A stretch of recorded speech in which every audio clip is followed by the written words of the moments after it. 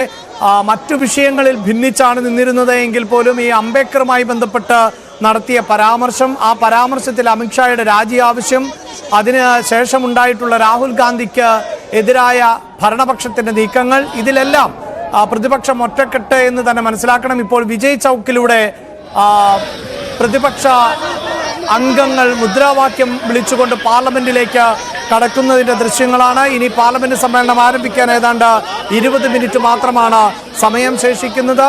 വിജയ് ചൗക്കിൽ നിന്ന് പ്രകടനമായാണ് പ്രതിപക്ഷ അംഗങ്ങൾ പാർലമെന്റിലേക്ക് പുറപ്പെടുന്നത്. അതേസമയം ഭരണപക്ഷാംഗങ്ങൾ പാർലമെന്റ് മന്ദിരത്തിലേക്ക് എത്തിക്കഴിഞ്ഞിട്ടുണ്ട്. അവരുടെ ദൃശ്യങ്ങളടക്കം JP നദ്ദയെ അടക്കം നമുക്ക് ദൃശ്യങ്ങളിൽ കാണാനും സാധിക്കുന്നുണ്ട്. കിരൺ, അതെ, അതുതന്നെയാണ്. ഇന്ന് പാർലമെന്റ് അത്യന്തം പ്രക്ഷുബ്ധമാകും എന്നതിന് യാതൊരു സംശയവുമില്ല. കാരണം പ്രതിപക്ഷ നേതാവിനെതിരെ FIR എടുത്തിരിക്കുന്നു. അതോടൊപ്പം തന്നെ പ്രതിപക്ഷ നേതാവ് ഒരു വനിതാ MP-യെ അപമാനിച്ചു എന്നുള്ള പരാതി ഭരണപക്ഷം ഉയർത്തുന്നു. ഈ വിഷയങ്ങൾ ഉയർത്തിക്കൊണ്ടാണ് രാഹുൽ ഗാന്ധിയെ പ്രത്യേകമായി ഉന്നമിട്ട് തന്നെയാണ് ഭരണപക്ഷത്തിന്റെ ഭാഗത്തു നിന്നുള്ള പ്രതിഷേധം ഇപ്പോൾ തന്നെ ഉയരുന്നത്. ഭരണപക്ഷം അംബേദ്കർ വിവാദം ഉയർത്തുമ്പോൾ ഇന്ത്യയിലെ അംബേദ്കർ വിവാദത്തിന്റെ രാഷ്ട്രീയത്തിന്റെ പ്രായോഗിക രാഷ്ട്രീയത്തിലേക്ക് അടക്കുമ്പോഴുണ്ടാകുന്ന ഇന്ത്യയിൽ ഒരു ദളിത് വോട്ട് ബാങ്കിലടക്കമുണ്ടാകുന്ന സ്വാധീനം അത്തരം വിഷയങ്ങളിലേക്ക് കടക്കുന്നെങ്കിൽ മറിച്ച് അതേ നാണയത്തിൽ തന്നെ മറിച്ച് ഒരു ആരോപണം കൂടി ഉയരുന്നു. ട്രൈബ് വിഭാഗത്തിൽപ്പെടുന്ന ഒരു വനിതാ MP-യെ രാഹുൽ ഗാന്ധി അപമാനിച്ചു എന്നുള്ള ആരോപണമാണ് ഭരണപക്ഷം പ്രധാനമായി ഉയർത്തുന്നത്. അംബേദ്കർ വിഷയത്തിൽ നിന്ന് ശ്രദ്ധ തിരിക്കാൻ വേണ്ടിയുള്ള BJP-യുടെ നാടകമാണ് ഇന്നലത്തെ ഈ അക്രമത്തിൽ പരിക്കേറ്റു എന്ന് പറയുന്നതും വനിതാ MP പരാതി ഉന്നയിച്ചു എന്ന് പറയുന്നതാണ് പ്രധാനമായും കോൺഗ്രസും പ്രതിപക്ഷ കക്ഷികളും മറുപടിയായി നൽകുന്നത്. എന്തായാലും കോൺഗ്രസും അമിത്ഷായുടെ രാജി ആവശ്യപ്പെട്ടുകൊണ്ട് അമിത്ഷാ മാപ്പ് പറയണമെന്ന് ആവശ്യപ്പെട്ടുകൊണ്ടാണ് ഇന്ത്യ ബ്ലോക്ക് ഒന്നിച്ചു നിന്നുകൊണ്ട് ഇപ്പോൾ പ്രതിഷേധം ഉയർത്തുന്നത്. മറിച്ച് രാഹുൽ ഗാന്ധിയെ സസ്പെൻഡ് ചെയ്യണം. ഇന്ത്യ ബ്ലോക്ക് അംഗങ്ങൾ പാർലമെന്റിലേക്ക് പ്രതിഷേധം നയിക്കുന്നതിന്റെ ദൃശ്യങ്ങളാണ് ഇപ്പോൾ കണ്ടുകൊണ്ടിരിക്കുന്നത്.